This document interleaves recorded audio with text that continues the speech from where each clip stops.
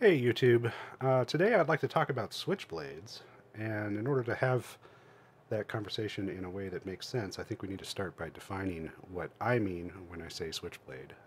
So for the purposes of this video, when I say switchblade, I'm talking about an automatic knife that's side opening.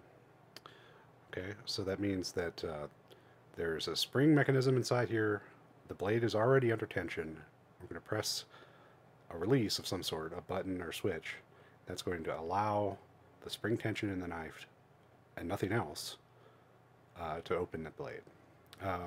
So there we go. Okay, and that's what all of these are here on the table. These ones all have buttons. This one has a switch. It's a hidden switch. This is a bolster actuated knife. So by sliding the bolster, see that? You release the spring tension. Okay. There are other automatic knives that, for the purposes of this video, I'm excluding from the category of switchblade. And mainly what I'm thinking of here are things like this. This is an out the front, that's OTF, out the front, automatic knife. This one is a double action, meaning that I can use this switch to open it, and I can use the switch to close it. There are also single action out the front knives where you can use a release to, you can use a switch to release the blade, and it'll deploy the blade, but then you have to use your own force to reset the blade so that it's ready to go again. Some people would think of this as a switchblade.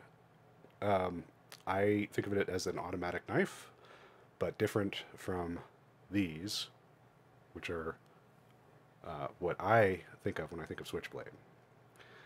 Side openers. Okay. You may have noticed that my voice is a little messed up. And it's November of 2022, and I have finally tested positive for COVID. I managed to make it all the way through 2020 and 2021. You know, I got a little bit sick a couple times, thought maybe it's COVID, tested.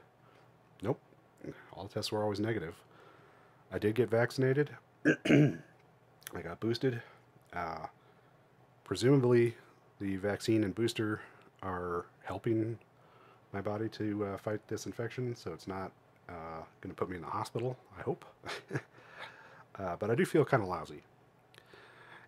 So if you can bear with me, and if you can tolerate my stuffy voice, then we'll have a nice conversation about switchblades. And next time I talk to you on video, hopefully I'll be all better. All right.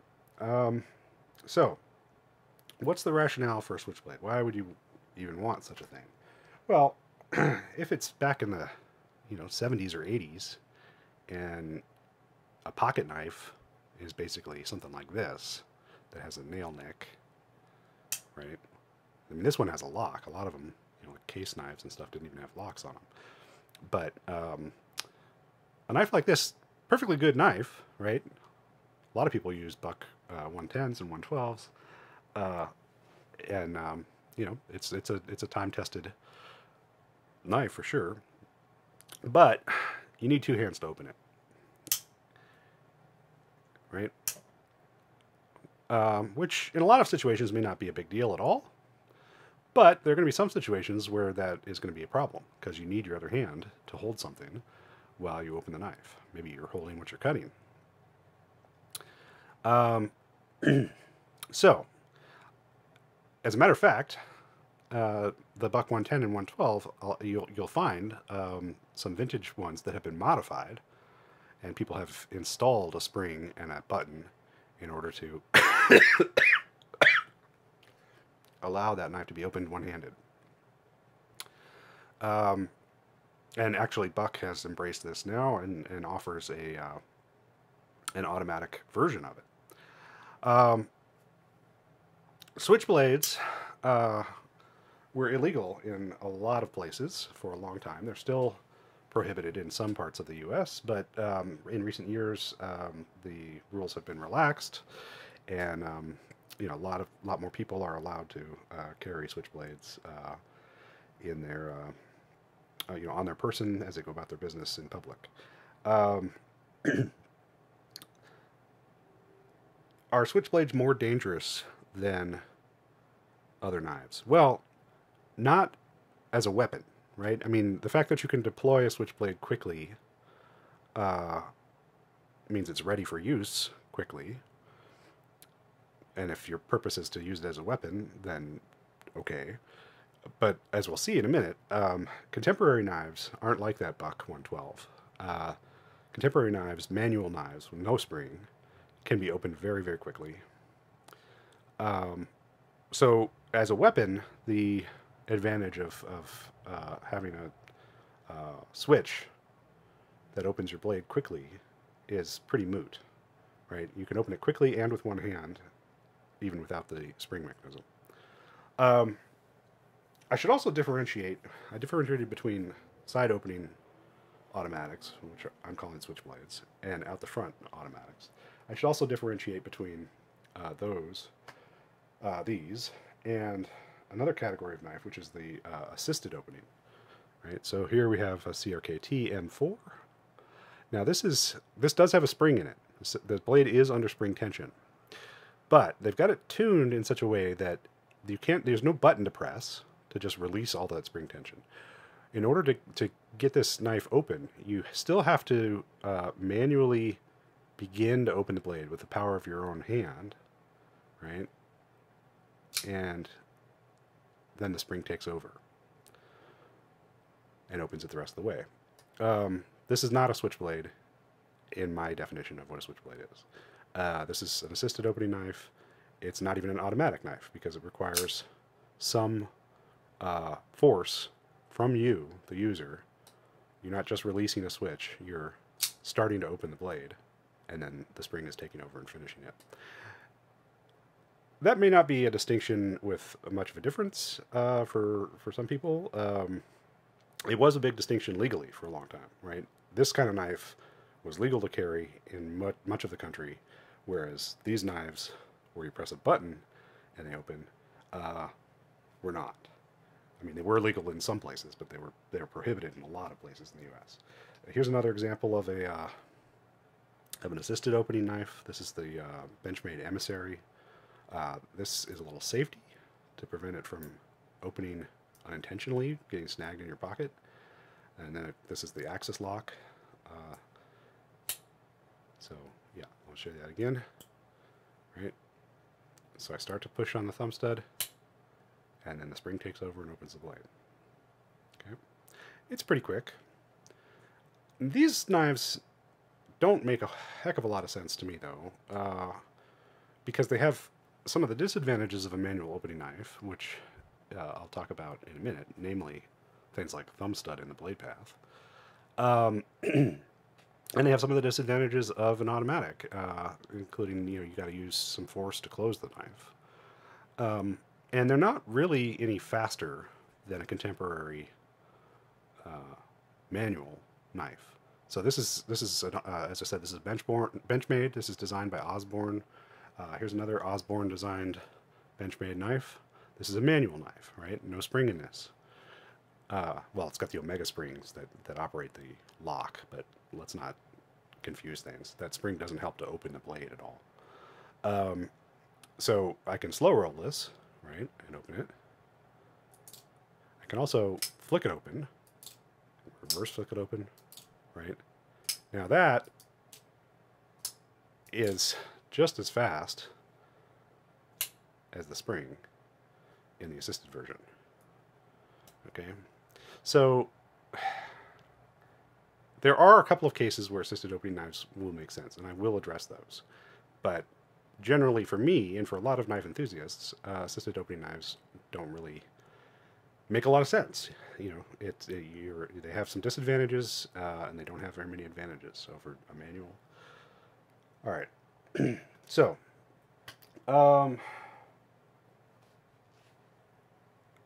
I asked a question a minute ago, is a switchblade more dangerous than any other knife? And my answer to that is not really as a weapon, but it could be more dangerous in terms of, you know, a clumsy person having a mishap.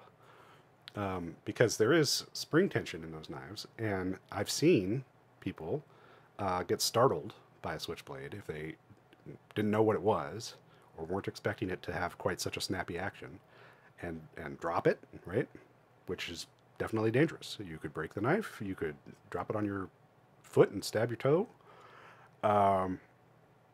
So, yeah, I mean, there is an argument to be made that switchblades carry one kind of danger that you don't see with typical knives, typical folding knives. But that has mostly to do with familiarity, with whether or not the operator of the knife knows that it's a switchblade and knows what to expect when they're handling it. A lot of people have said things like, you know, these are knives that you don't hand to people who are not knife people, right? If they've never operated a switchblade before, you're going to have to explain it to them and make sure they hold on to it when it springs open. And don't throw the thing across the room in startlement. All right. So, there are a couple of reasons that switchblades are dumb, and I'm going to go through those. And some of you are going to be mad at me, but then I'm going to get a little further into the video. I'm going to talk about some reasons why they're not dumb. And if you stick around until then, you'll probably see that we, you know, have thought of some of the same things. So this is mostly for people who aren't already strongly persuaded that, you know, they're not already a big fan of switchblades or big opponent of them. I'm going to talk about some of the pros and some of the cons. I'm going to start with cons. All right, so reason one why switchblades are dumb, I've already kind of touched on, which is that they aren't any faster than an assisted opening knife or even a manual opening knife. So here, for example, we've got this big Gerber. Okay. That's not all that fast, right? Here's the assisted version of that knife, right? Let's see, put it on. Okay. About the same, right? And that's the assisted version. I don't have a fully manual version of that knife, but, you know, you could take even like a lockback and flick it open just as fast, right? And this one has an Emerson wave on it. If you're not familiar with this device, this is something that when you have the knife in your pocket, right, you're carrying it tip up in your pocket. As you're pulling it out of your pocket, you can pull the knife back and snag it on the edge of your pocket. And as it comes out of your pocket, it'll pull the knife open so that it's open by the time you get it all the way out of your pocket. And that's generally going to be faster than a switchblade because you're probably going to, you know, hold the switchblade up before you open it. So that's a manual knife. There's no spring that is assisting in the opening of the blade. It's all manpower. But it's just as fast. And a lockback is not, you know, I mean, people would say a lockback is one of the slower kinds of knives you can get. That's pretty quick still, right? This one doesn't even have ball bearings in the pivot. This is you know, Spyderco usually uses phosphor bronze washers. A lot of contemporary knives that are made with ball bearings will deploy even faster than that. So, yeah. One of the reasons that switchblades are dumb is that they are not really any faster than other options, including manual knives. Now, this Gerber is, I'll admit, particularly slow, right? I mean, it's pretty anemic. Oops. Excuse me.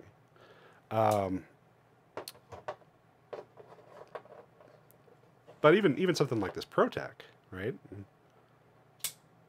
That's plenty fast, but it's not any faster than I can open a manual knife. Is it Gerber? Oops, that's unsafe. That's fast. Is it Kershaw Launch 3? Fine, okay. And there's a Boker Automat Kalishnikov. That's pretty snappy. And this is one of the ones that will startle people into dropping the knife, because that you do feel some reverberation when that thing slams open. Yeah, it's fast, but it's not really any faster than opening a manual deploying knife. So that's one of the reasons that we'll put in the cons of Switchblades, is that the whole point of the Switchblade, supposedly, or as most people would assume, is to get it to open fast and with one hand. And neither of those are real advantages anymore compared to other contemporary knives, manual knives on the market.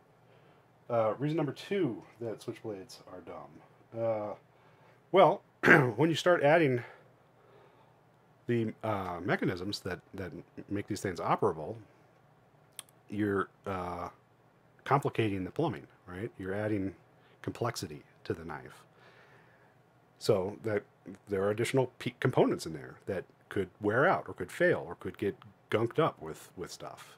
And you know, if you handle used switchblades, you know, a lot of times you'll find them that are really kind of anemic or just slow, or don't open all the way, or don't open in a real snappy way.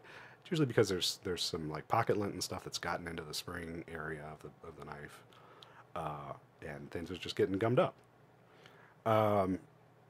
That can happen to a manual knife, but you know, sort of there's more potential points of failure in a more complex mechanism. So, you know, if you got something that works great, that's as simple as this, why do you want to go and add a bunch of mechanics to it that are all potential reasons for it to fail? That's reason number 2, switchblades are dumb. Reason number 3, you don't have the option with a switchblade, typically, to slow roll the knife. What is that? Well, if I was in a situation where I was going to use my knife for cutting tool, and I didn't want to startle anybody or you know, cause alarm or, you know, activate somebody's fight or flight response, you know, I could take this out nice and slow, and I could open it up nice and slow. I could even open it with 2 hands, right? So that it's more like a traditional knife. And they can see I'm not, you know, imminently about to do some violence. I'm just getting it out to do a cutting task, right? With a switchblade, you don't have that option, right? The switchblade is always going to make a noise, and it's going to spring open with authority, and that's cool. But in some situations, it's not very discreet. And maybe you're a person who isn't ever in situations where discretion is necessary. Okay, fine. Maybe switchblade's your perfect thing. But, you know, depending on where you go in a typical day and who you interact with, there could be legitimate reasons that you would want the option of opening a knife more like this. And it's not about the law or about, you know, complying. It's about courtesy, in my view, right? In my opinion. It's about, you know, just in demonstrating in your actions that you are not intending any harm. There's nothing wrong with that. And that is an advantage of most manual knives that is absent from most switchblades. All right.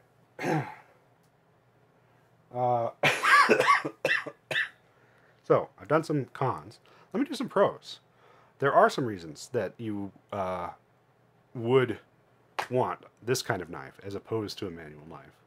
One is that this could be helpful for somebody with dexterity problems. Something like arthritis, right? Or some injury to their hands that would make it harder for them to open a knife manually. It could be easier for them to just press a button. And then they're still able to do stuff. Now, they're going to run into a little trouble because they're still going to have to close that thing, which there are different ways to close. You can close it against your body, but it's very little effort to press a button and for the thing to open. And that could be advantageous for some people. Similarly, even if you're not disabled or arthritic or anything like that, this might be an advantage if you're wearing gloves, right? Switchblades, the reason number 2 that Switchblades are not dumb is that they offer a good option for people wearing gloves. So that's a big button, and you don't have to dig into any weird little cutaway. It's right there on the surface, right? You don't have to dig your nail into the hole for a reverse flick or something like that. It's pretty idiot-proof. You just press a button and it opens. And it opens all the way every time, unless it gets gummed up with something. But, if you're maintaining it properly, it's going to open all the way and lock. And it's going to do it consistently every time. And you can do it with gloves on. Which, is one of the reasons I suspect that this particular model is popular in military contexts. All right. A caveat about that, though. Some Switchblades can be operated easily with gloves. Some maybe not so much, right? Like this guy. I mean, this is cool. This hidden bolster switch thing. But, and you could do it with gloves. But if you had a big old pair of heavy-duty gloves on there, that might be a little awkward to manipulate. And there are other mechanisms. There are other Switchblade release buttons that are tiny or recessed in weird ways that might not be so great with gloves. So that's a caveat. Switchblades can sometimes be operated well with gloves on. All right, so that's reason number 2. Reason number 3, Switchblades are not dumb, is that there are no thumb studs getting in the cutting path and no flipper tab interfering with cuts. All right, so what do I mean by this? Well, let's look at the those 2 Gerbers. Okay, so this is the Switchblade, and this is the assisted opening. The difference between these two is that this one has a button, this one has big thumb studs. When you open the knife, those thumb studs are in the cutting path. So if you're cutting through material, it can get snagged on those thumb studs. No thumb studs here, no snag. All right. Similarly, this is a related point. You can have the blade more recessed if it doesn't need to have access to thumb studs. So there is an assisted version of this knife and a manual version of this. This is the Applegate-Fairbairn from Gerber. And the assisted and manual versions have sort of a lump that comes up here, and it's a place where they attach the thumb studs. Well, that's more, that makes it larger in your pocket, for one thing, so the blade is not as recessed. And then once it's open, that lump sits right up here on top, and in my opinion, makes the knife a little less ergonomic. Okay. So thumb studs can be eliminated when you have a Switchblade, so that can be a good thing. Of course, a lot of knives deploy with something other than thumb studs. Here's a little flipper, right? This is the stubby Kwaiken. When I flip that knife open, I mean, it works great in terms of getting the blade deployed quickly. But now I've got the thumb studs sitting down here, which could get in the way of cutting tasks, right? It could hit a surface before the blade gets all the way down if I'm trying to cut through stuff on a surface. With a Switchblade, you don't have flipper tabs sticking out. Okay. All right. The other thing I ought to just touch on briefly in this discussion of Switchblades versus assisted knives versus manual knives is the button-actuated manual knife. Okay, they've been around for a while. They're increasing in popularity right now. ProTech came out with the Malibu a couple years back, and that has really been a popular model that a lot of other companies have tried to emulate. And so we've got a lot of knives with manual button locks, right? So there's no spring that's going to spring this blade open when I press this button, but it is going to release the blade, right, and let it fall. And if I put just the slightest bit of wrist motion into it, that's going to whip it open, right? So there's no spring pushing that open. That's me. This particular knife has multiple modes of deployment. It's pretty cool. This is the Kaiser Cormorant. So it's got a button lock. It's got a flipper tab up here. It's got a front flipper, and then it's got the thumb hole or finger hole if you want to do reverse flicking, right? And boy, that's just as fast as most automatics. It's pretty reliable, right? I mean, it doesn't take much to get it all the way open and locked.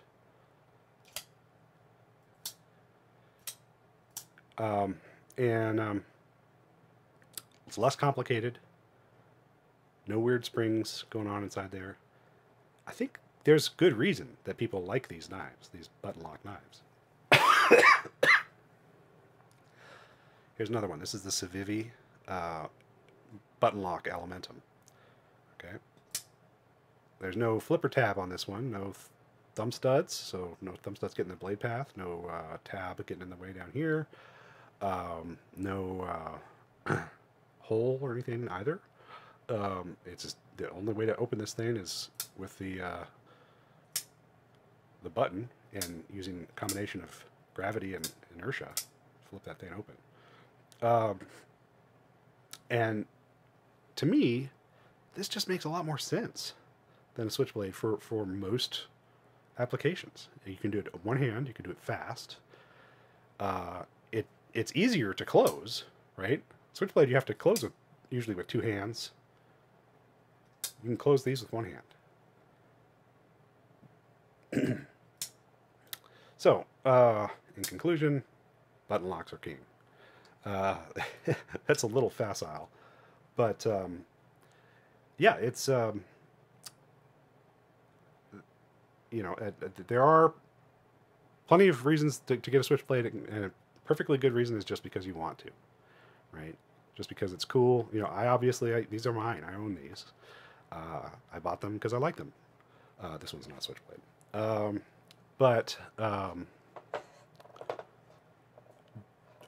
Do they have much of an advantage over your other options? Not really. All right, that's my 2 bits. Thanks.